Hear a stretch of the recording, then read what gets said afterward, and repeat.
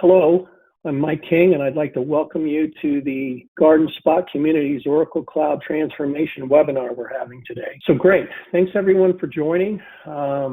Just quick introduction here for your hosts for the webinar.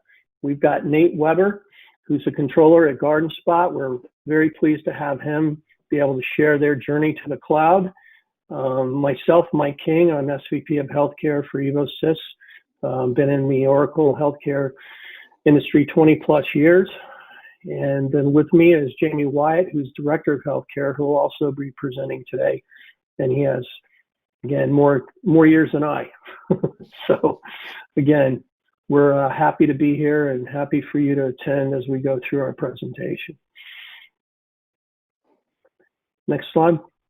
So just quick agenda, we'll talk a little bit about Evosys, then we'll talk about senior living and how it's in transition and some of the real issues that it's facing in today's environment.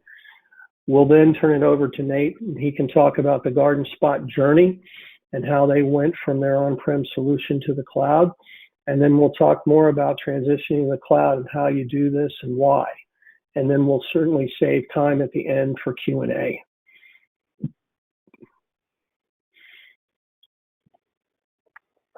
So just a bit about Evosys. We're an Oracle Platinum Cloud Premier partner. We've been in business about 14 plus years. All we do is Oracle implementations. All we've ever done is Oracle implementations. We're in over 30 countries around the world where we've done work. We're recognized by Gartner as part of their Magic Quadrant as one of the few SIs that are in the leader quadrant for implementing Oracle solutions. We have over 1,500 plus consultants, and of those, a high percentage of those are really dedicated to the healthcare vertical. That is our largest industry. So again, lots of expertise and experience in this particular industry. We implement all of Oracle's pillars, ERP, HCM, EPM, everything, so we can be a one-stop shop, if you will. As a partner, we can do everything that Oracle has to offer. We can implement their solutions. To date, we have over 1,000 plus Oracle Cloud customers. I believe that's more than anybody in the industry. And we have over 150 plus healthcare customers that we've taken to the Oracle Cloud solution. We have a proven methodology on how we do this. We're very strong in healthcare. We have accelerators that help in the implementation process, help us move forward with best practices. We have a continuous training approach, and we focus on change management. We've done over 100 plus on-premise to the cloud migrations, so we know how to do these transformations. The other thing I would say is we have a whole bank of KPIs that we've put together and we track. So we can actually track after go live how you're doing and the success of your solution based on key KPIs you want to track. So again, that really helps you glean the value that you get of one of these large transformations. Next slide, Jamie. This is just a slide that highlights a number of our healthcare clients. We're very proud of these. Obviously, today we have Garden Spot presenting, which I'm sure everyone's looking forward to. In addition to the senior living side, we have Care One as a client, Ecumen, and Parker Life. So we're very experienced in this particular vertical within healthcare, in addition to having footprints across the other broader aspects of the healthcare industry.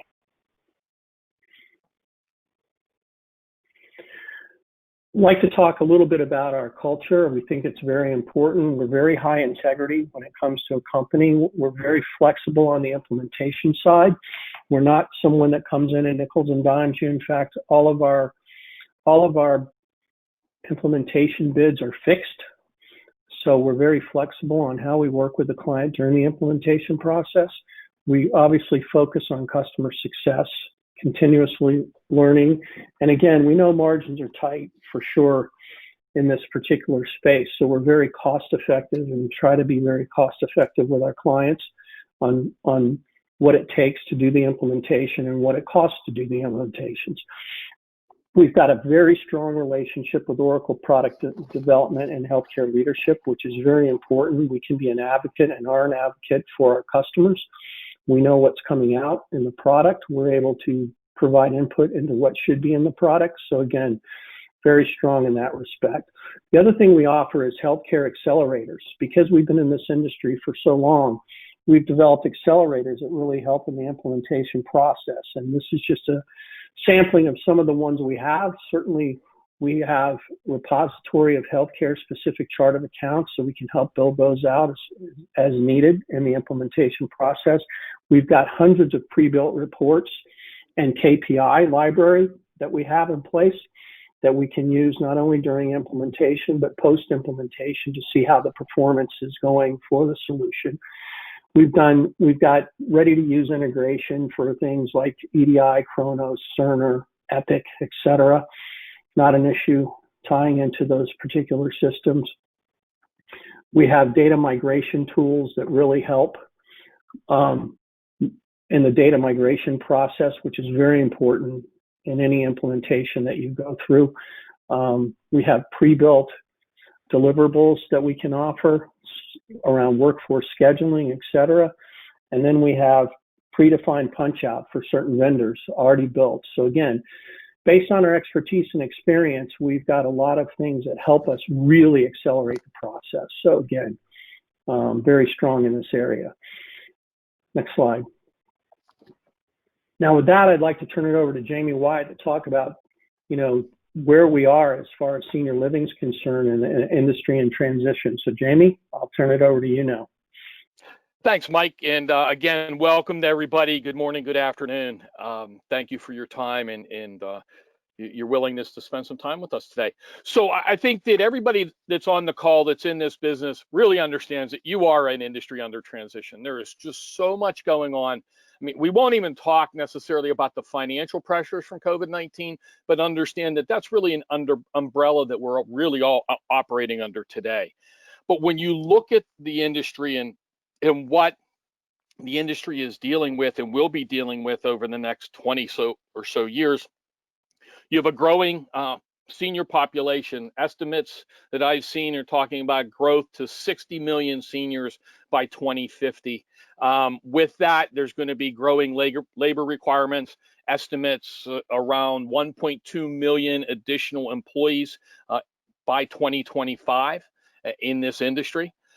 With that comes, with that growth in the senior population, brings the need for specialty care. People are looking at various stay-at-home options.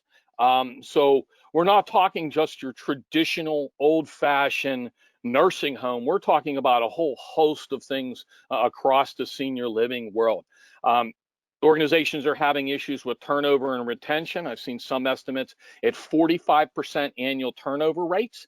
You're competing for labor in some cases for some of the positions in your organizations with Walmart, with McDonald's, with any local entity. And frankly, one of the difficulties organizations experience is how quickly can you bring on staff in that environment. Organizations have been moving to diversify services, and pretty much every organization, non-acute care, subacute care, senior living, whatever term you'd like to use, part of the industry, I hear almost on a daily basis, well, we've added a new service. We're doing, we used to be a community, now we're offering home health or hospice or something else. And that diversification of services is a great thing, but it brings with it a number of things. One is regulatory requirements, and how do you manage those? How do you manage the remote staff and the services that you're providing? And frankly, the new generation employee is looking for a higher level of interaction within the organization and with the systems in the organization. So when we talk about that diversification brings with it complexity. That's the reality. When you're looking at a more complex business, you have additional requirements. The financial and management teams need to have better insight and quicker insight to information. When you're pushing the organization outside of the four walls, if you will, you need to have the ability to push the solutions to the edge of care. if you're doing home health or hospice or something like that, you have team members that are on the road and aren't sitting at a desktop and tied to it and able to enter things in as far as what they might need supply-wise, what they might need to do as an employee. So what we're talking about is really pushing the solutions out to that edge. And with that comes really these two things, the next two things are in tandem. Improving accuracy and cost transparency really comes as a result of streamlining and automating those processes, right? So what we're going to talk about today, what Nate's going to talk about, is the fact that we're looking at this in a different fashion. We're looking at it to automate and streamline as much as possible. And some of the things that you're going to hear today might be a little bit different than what you're doing. And we can talk about that. Ultimately, the goal is to maximize the contribution of every employee, because the fact is your organizations are very lean. Every organization that I've worked with in this sector, as we're talking about projects, they're not talking about adding staff. They're actually talking about getting more out of the existing team. And I think Nate will even talk a little bit about what this has done for his team. And ultimately, you need to improve the user experience and provide the technology for employees and managers to interact with the system really anytime, anywhere, and reduce the time and effort involved.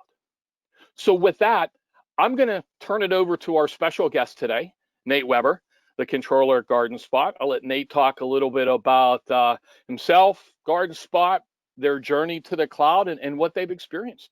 So with that, Nate, I'm going to turn things over to you. Thanks, Jamie. Let me know if you can't hear me. As Jamie said, my name is Nate Weber. I'm the controller at Garden Spot Communities. I've worked in senior living. I was thinking about it today. I'm probably close to 17 years since I got out of college. So I started in public accounting with a local firm, which is now bigger through mergers and stuff. They're now known as Baker Tilly. I spent 7 years with them auditing, senior living communities in Pennsylvania and the Maryland area. After that, I made a transition to a smaller client of mine, and I spent 3 years, learning some of the day-to-day operations there. Financial statements, you're seeing a lot of clients, you're looking very high level. And then about 7 years ago, this opportunity at Garden Spot came up. I've heard about them, as I worked in the industry. The former client of the firm, they had a great team. They had a great vision where they wanted to go, and it was an organization I wanted to be a part of. And thankfully, I made it here, and I've been here for, like I said, about 7 years. So when I first got here, they were kind of they had grown to a point. Garden Spot is located in New Holland, Pennsylvania. For an organization our size, we're fairly young in the senior living community. We're only about 25 years old. I know there's senior living communities out there that are 100 plus years. So for somebody our size, we're on the young side. We started in New Holland.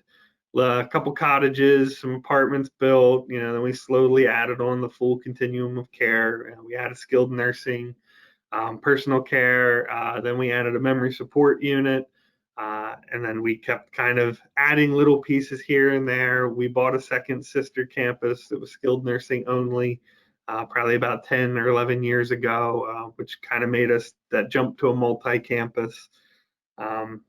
It's just kind of it's slowed down a little bit since then, but we're starting to pick up.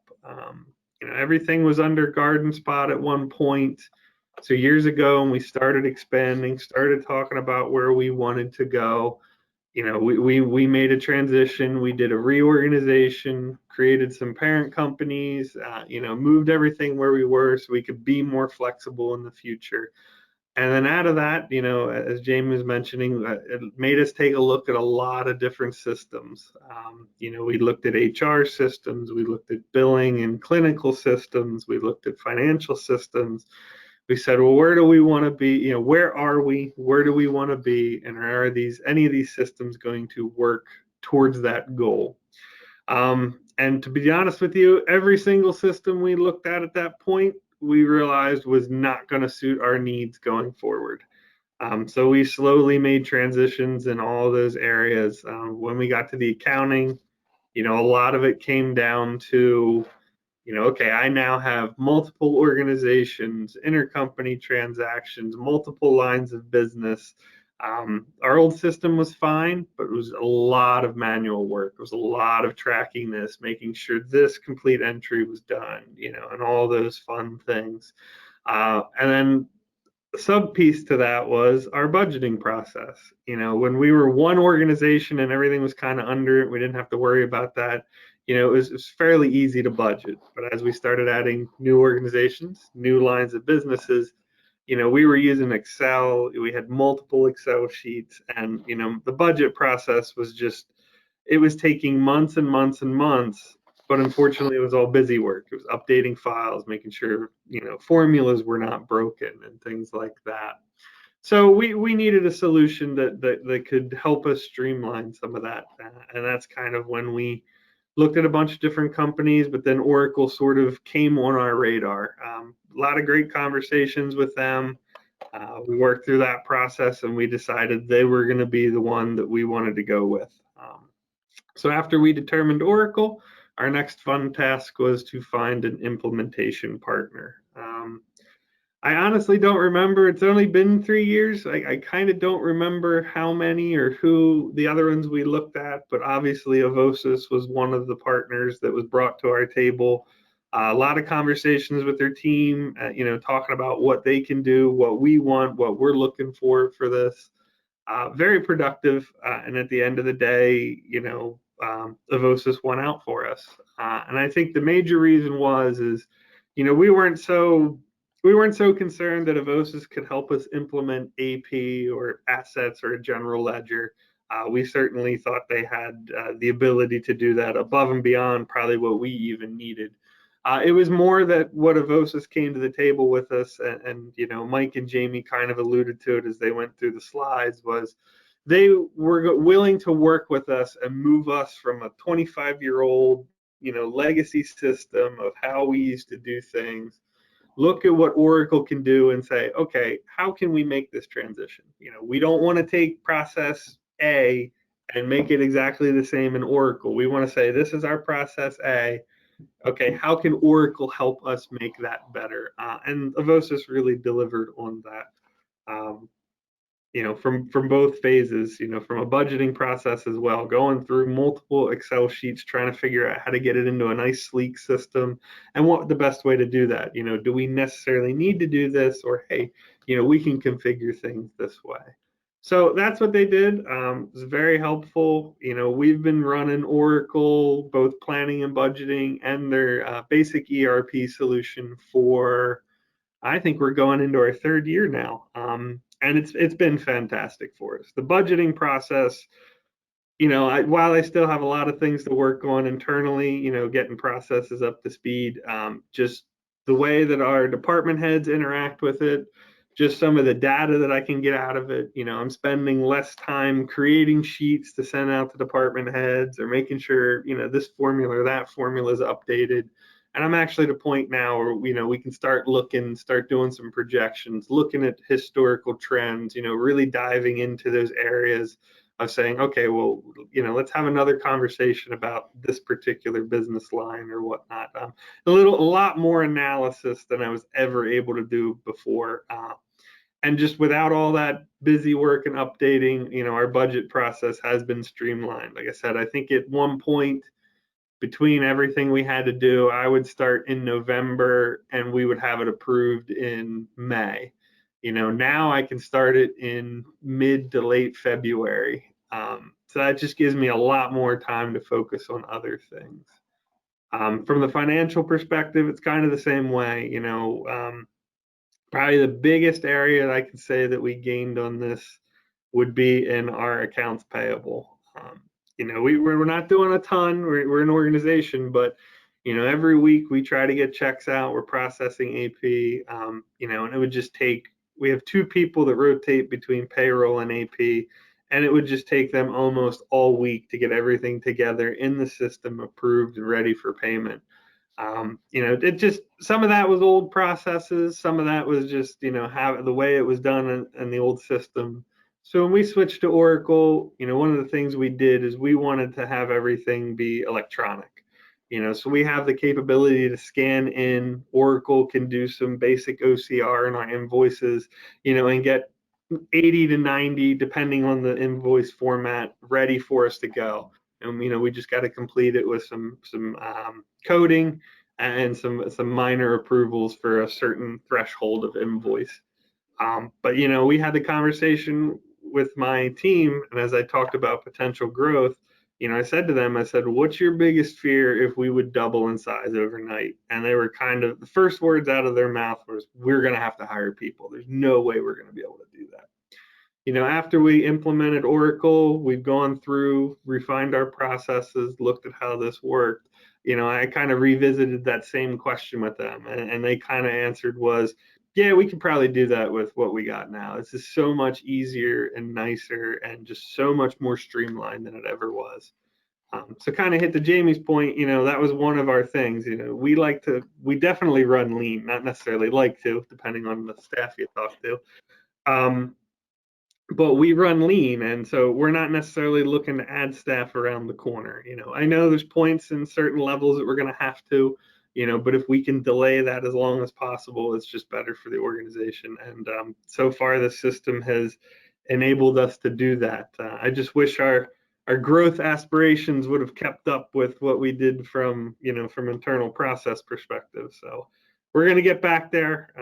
Just not as far along on that as we'd like to be today. So, the other thing it has certainly helped us out with, we do a lot of on-campus projects.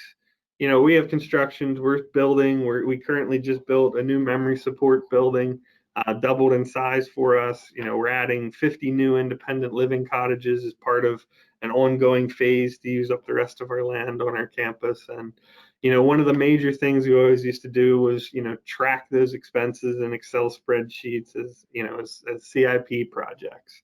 Oracle Assets can basically do that for us.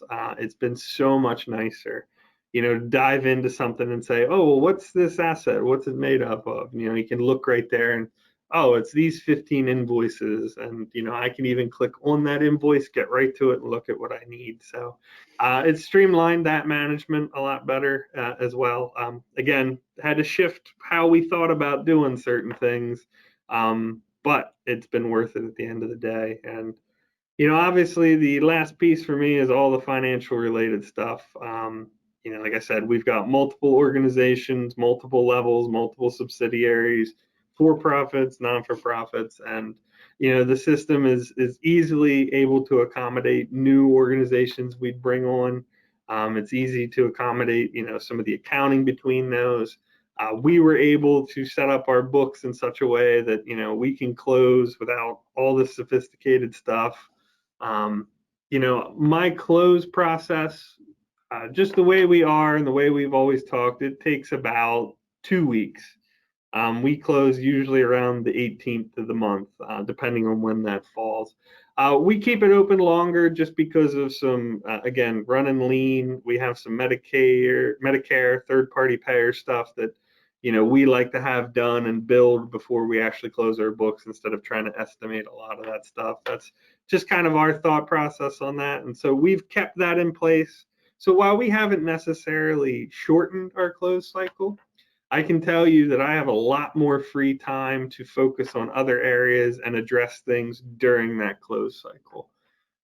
Before, it was constantly, almost every day I had to hit a certain milestone to make sure that I was staying on track. It was one thing right after another. This had to be done, then we had to go into this. And just because of our processes and the things that we had to do, make sure certain accounting was done. With Oracle, we were able to streamline and automate some of that stuff, as best as possible. And like I said, while I still hit those 2-week time frame, I'm finding myself that, I can work a couple days here, there, I can focus on other stuff. I'm able to split my time between other duties, and I don't have to kind of hunker down and spend every single waking moment making sure my financials are ready at the end of the day.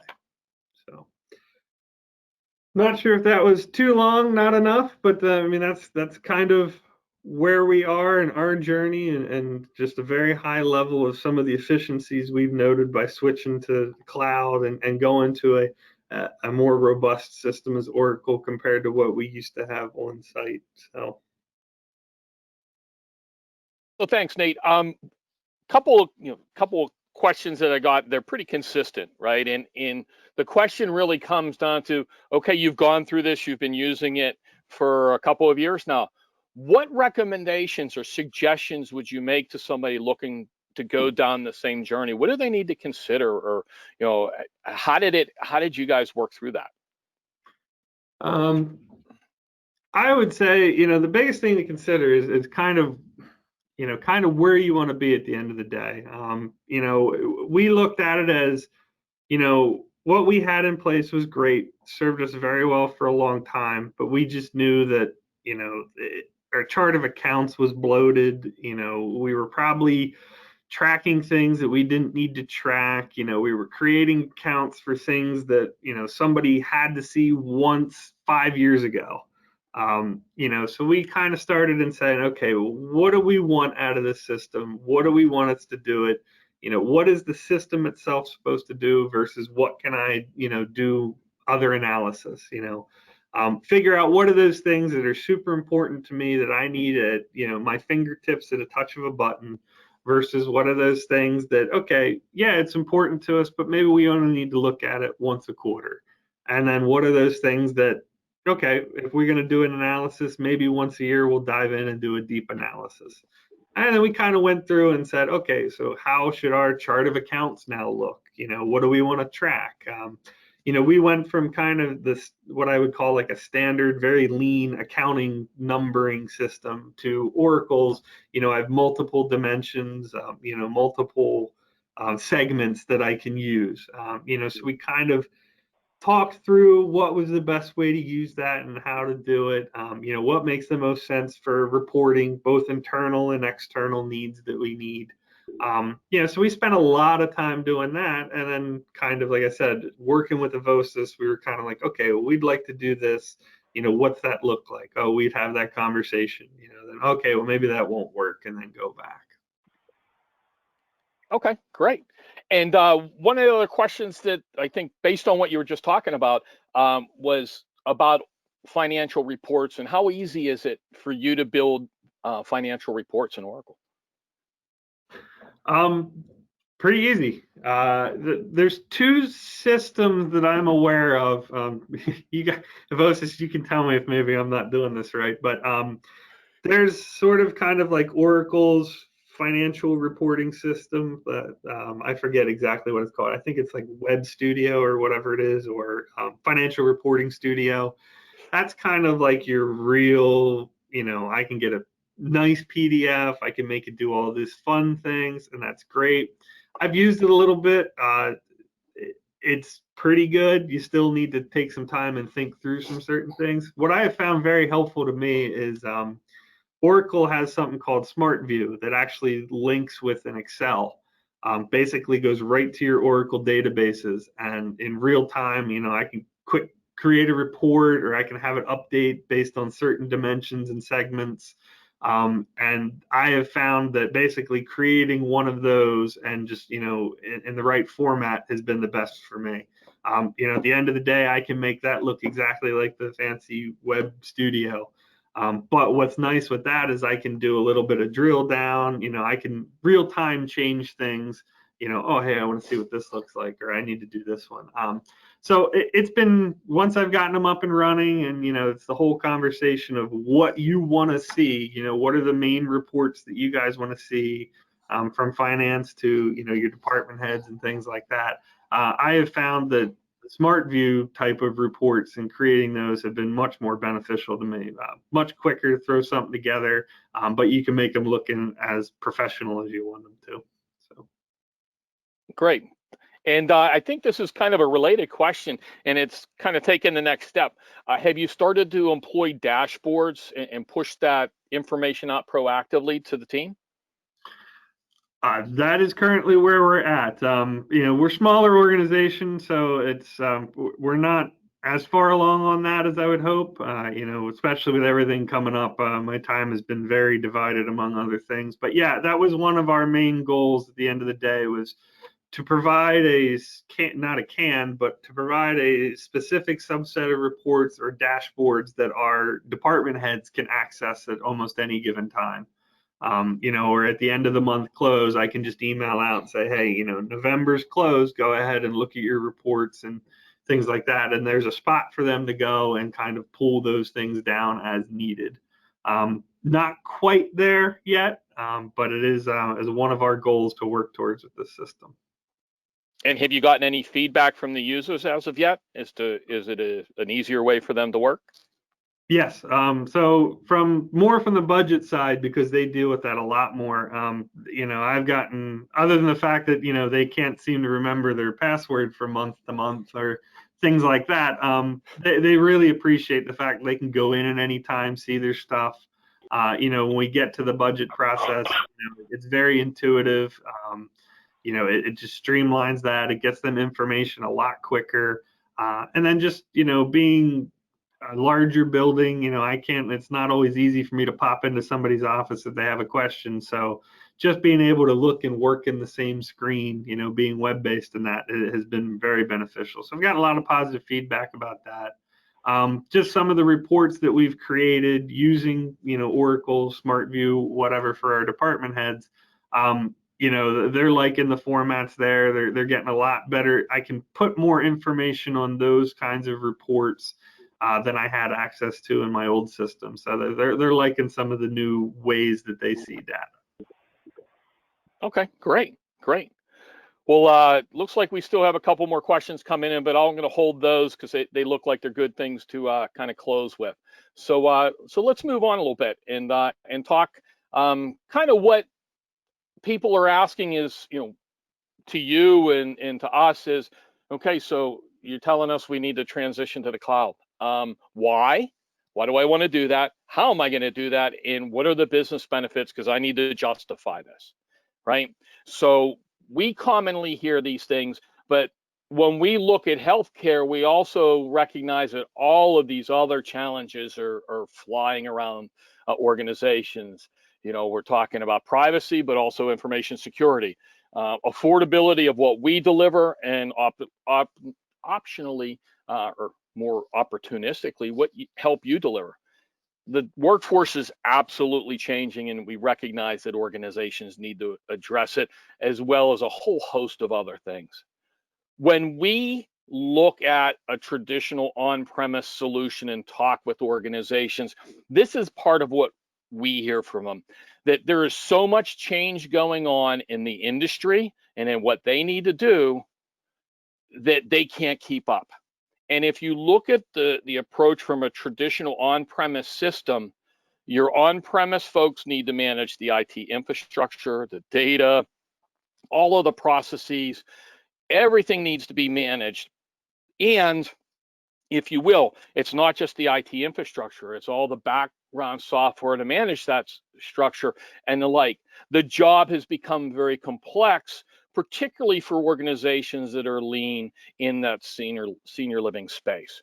So what we see organizations starting to realize is it's time to create your new world now.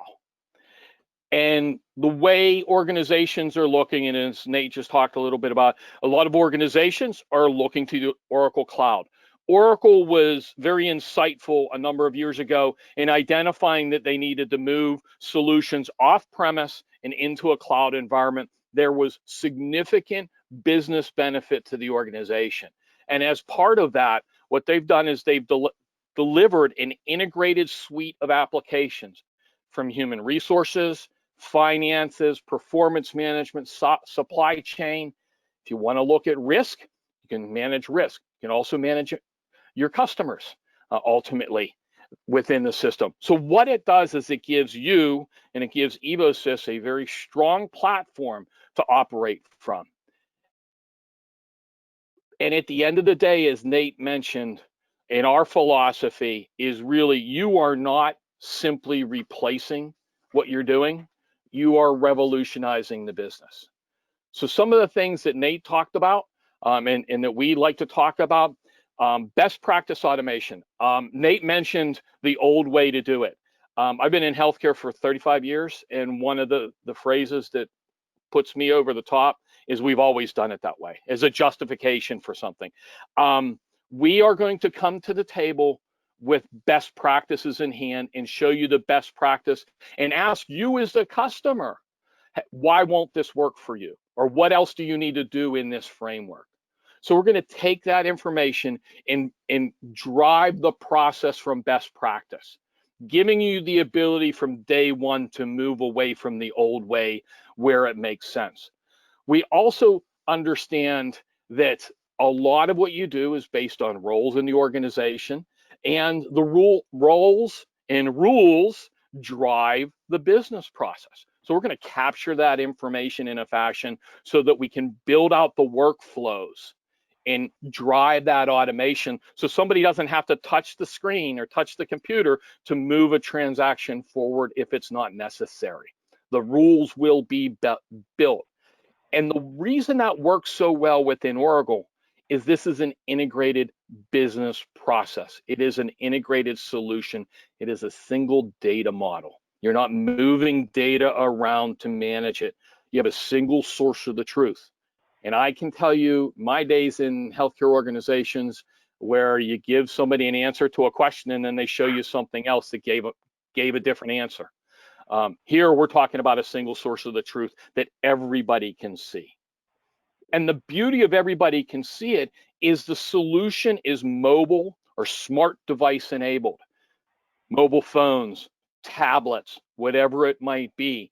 Give your team the ability to access the solution from virtually anywhere. And there's a huge value that gets people away from their desk, away from that desktop computer, moving in the organization and in doing what they need to do in their real job. And then using the devices and using the communication mechanisms in place to drive that process forward. One of the really exciting things that we'll talk about is the concept of chatbots and digital assistants. Now, we all see chatbots on websites we go to, and they're typically, can I help you? Do you have any questions? Those types of things. What we're talking about here is the ability for somebody to go to their smart device and say, I need to take next Friday off. Please put in for a day off. I need to order a pack of underpads for this patient. They can do it right from that smart device using the chatbot. And I'm going to show you an example of that here in a couple of minutes. And then ultimately moving many of the services for employees, managers, and your candidates, your employee candidates, into self-service. So now we're talking about the ability for your candidates to use their smart device to stay connected through your recruitment process and manage that process. That's a wholesale change to how organizations have historically operated. So how can we do this? Well, first off, it's a complete cloud offering. It is a single integrated solution, single data model. The beauty of this, and one of the big differences for organizations, is Oracle pushes out quarterly updates that are automatic. You don't have to go through the process of doing your own upgrade quarter to quarter or a couple of times a year.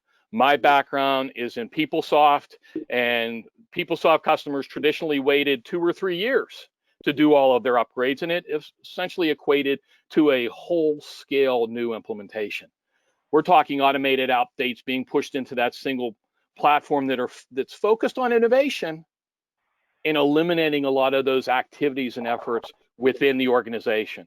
So when you look at the Oracle Cloud and the way that solution is built and delivered, it's going to deliver high business value to you. The traditional on-premise models, they're losing their business value as things move forward because they do require a significant effort. So let me give you an example of a chatbot. Here's a couple of chatbots that I have, and I'm going to use one that's a supplier buddy on the right-hand side. And I, as a vendor, instead of calling accounts payable and asking a bunch of questions, I, as a vendor, can go out and I can actually use my smart device, and I can go on my phone and use the chatbot to reach out and check on the status of one of my invoices. So what you'll see is an automated process. There's nobody on the back end from the customer standpoint responding to these questions. This is all automated for you. So think about the time and effort that you could save just in accounts payable as an example, or maybe in human resources, fielding candidate calls on the status of their application or when's their interview. All of this can be pushed to you and pushed to your third parties if you choose. In this example, it's a great example of using the chatbot with a supplier.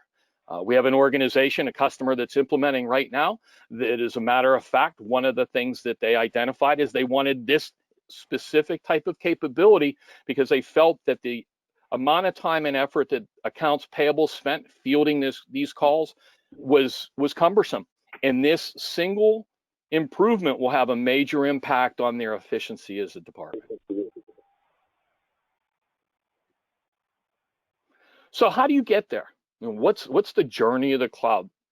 There is a process. You need to look at where you are today. So you assess your current environment. And we have tools to help you do that.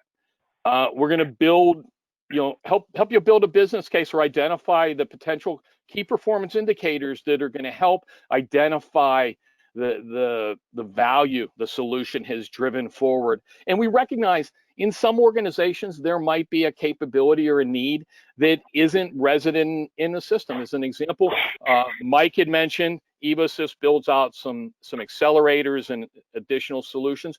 We actually have a staff scheduling solution that would allow your staff to schedule remotely from that smart device if that's something that is of need. So we have the ability to build out those process enhancements as need to, and then the integration tool to get you to adopt and move to the cloud and migrate your assets to the cloud and start to utilize that. And then on the backside, we are going to provide and can provide support to organizations post go live. Part of our process actually has something we call hypercare, and that continues our interaction with the customer after the go live date, because there's always things that come up after the go live that somebody didn't think about and you need to fill in. So that process really helps you. So what we're talking about here is a paradigm shift. A lot of organizations traditionally, and this is not a healthcare specific issue, this is not a senior living specific issue, this is an industry issue. Organizations buy solutions and then don't track the value that they get out of it. What we're bringing to the table with Oracle is a solution, and as we asked Nate, the dashboard tools to start to track your key performance indicators so you can see the benefit of moving from reactive to proactive. Where's the business value? You're actually using single sources of the truth to make decisions. We have the pre-built analysis, we have the pre-built key performance indicators to help the process along, because we've worked with other organizations in senior living. Now understand, when we talk about those other organizations, they have different goals and objectives. So when we talk about the KPIs, here's some sample key performance indicators that we track. Onboarding efficiency, contract leakage, period closing time, payment processing time. So if you look at onboarding efficiency, this organization today, it currently takes them 30 hours to bring a new candidate from beginning to end into the organization, and they want to move to 18 hours. How are they going to get there? What are we going to do as Evosys? What does the solution do for them? And what is the customer going to do to help that process? And ultimately, we're going to get to that and we're going to measure that. And the beauty of it is the system's designed in a fashion where your users are not required to put in any effort to create and track these key performance indicators. This is transactional information that we're capturing within Oracle and presenting it to you. So what do some of the customers commonly achieve? What do we commonly hear? I hear organizations talk about improving the close cycle time by up to 50%. Nate mentioned that he hasn't reduced the number of days, but he certainly gained a lot of time within that period. And that's another factor that we see, greater efficiency in the same period of time. We've seen organizations reduce the time to hire by 25 to 40%. A good example, because of some of the candidates you're recruiting, if they go down to McDonald's and interview, they might have a job that afternoon. How long can your process take to bring in those candidates? And how does that improve the efficiency of the organization?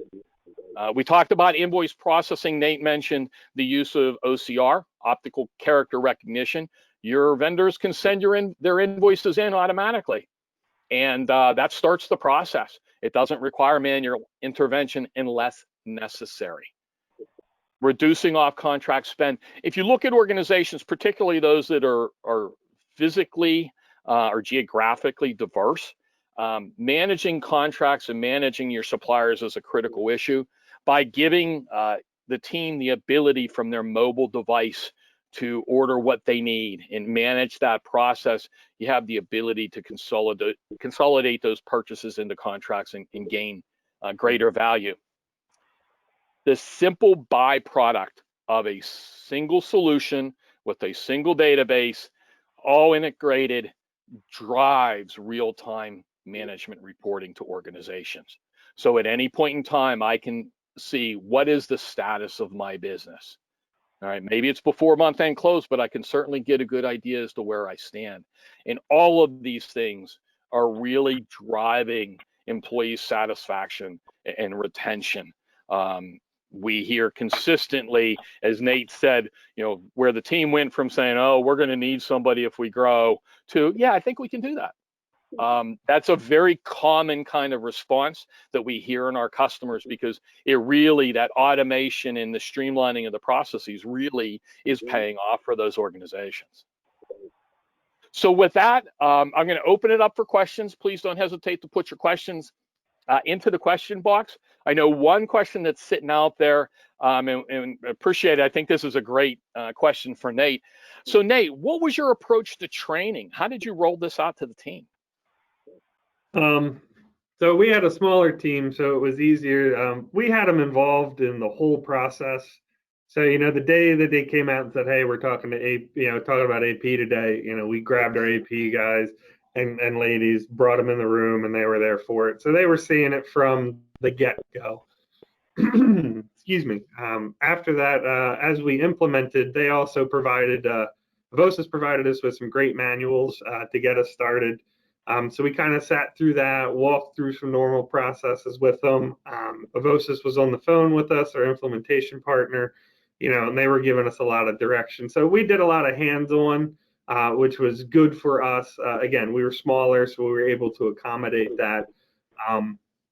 From the budget side, when we had to do that, we had another great guide from from Evosys, because it was not feasible for all of our department heads to be in a room while we were doing that kind of stuff. So again, manuals, I believe there are just some basic videos on how the software operates out there that we directed them to. And then I've always made myself available for, some training time. I think the first year I made it a point to, schedule something, whether that was remotely or going to an office or with a group of people, and kind of just walking them through the basics and how to use the system. So that's what worked for us. Again, I know we're a little bit on the smaller side, and we didn't have too many different sites out there, but the tools that we received and just kind of the way that the system operates, it is pretty intuitive. Certainly certain things you got to click here and there or do that, but it's very easy to navigate around. Awesome. And another question for you, Nate, is what have you seen as being the biggest challenge in moving away from the old into Oracle? Actually a good one. Not sure if this really answers the question, but my biggest challenge was, again, I don't mean to keep harping on it, but we're on the smaller side of things. So we kind of did things, I always kind of use the term small business accounting the way. And what I mean by that is, if you really look at certain accounting and the way you're supposed to do things, it's one major transaction may have 5 or 6, accounting steps needed to accomplish it. We would always look at those steps and say, oh, well, I don't need steps 3, 4, and 5. I can just combine steps 1 and 6 together. That's my entry, and I know, and I have all that documentation. Moving back to Oracle, depending on what we did or what we implemented, we're back to that. You got to do the standard accounting. This has to go to a clearing account, and this entry clears it out of the clearing account, or we're going to use this suspense account for these certain transactions, and we got to get in there and clear that kind of stuff out. It's certainly nice to start thinking about that stuff again, but it was a little hard, kind of saying, well, we always did it this way, or we do it this way.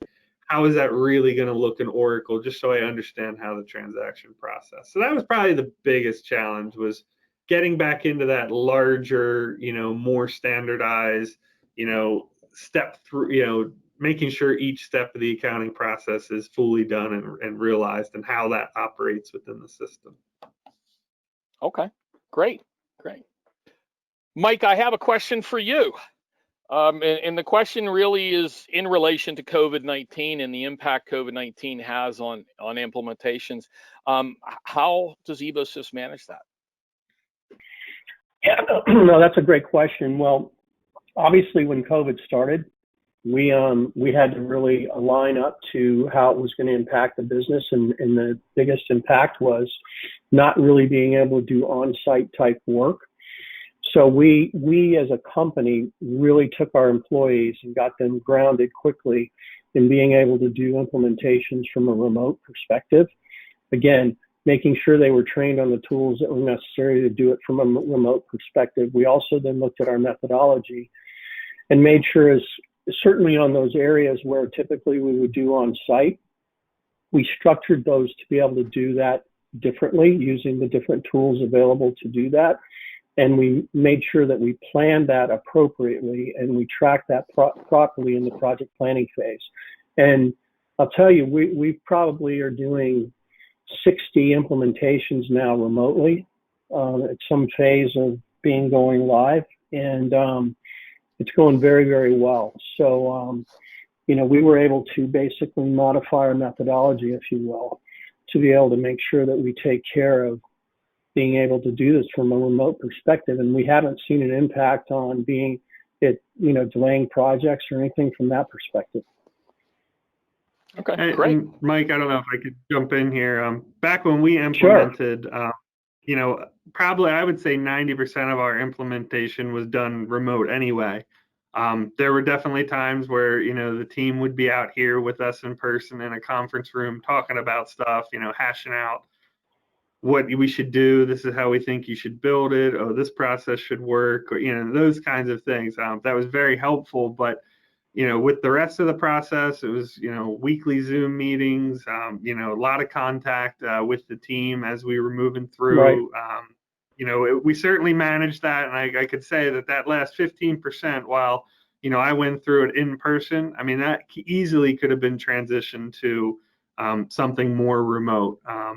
So I just kind of wanted to throw that out there, that, with what Mike said and what my experience was, even in a non-COVID world, I think they did a great job communicating and getting that remote connection there as well.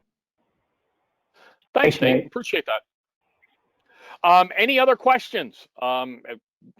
Give you one more chance to send us a question.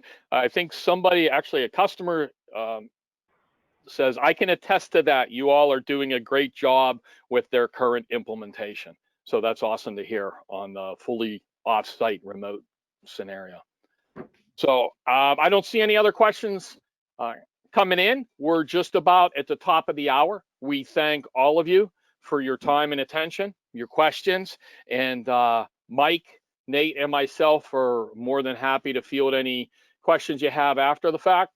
We'll be sending out an email with an attachment for the recording for today. And again, thank you for your time, and have a phenomenal day and a great and interesting holiday season. Thanks again, all. Take care. Thank you.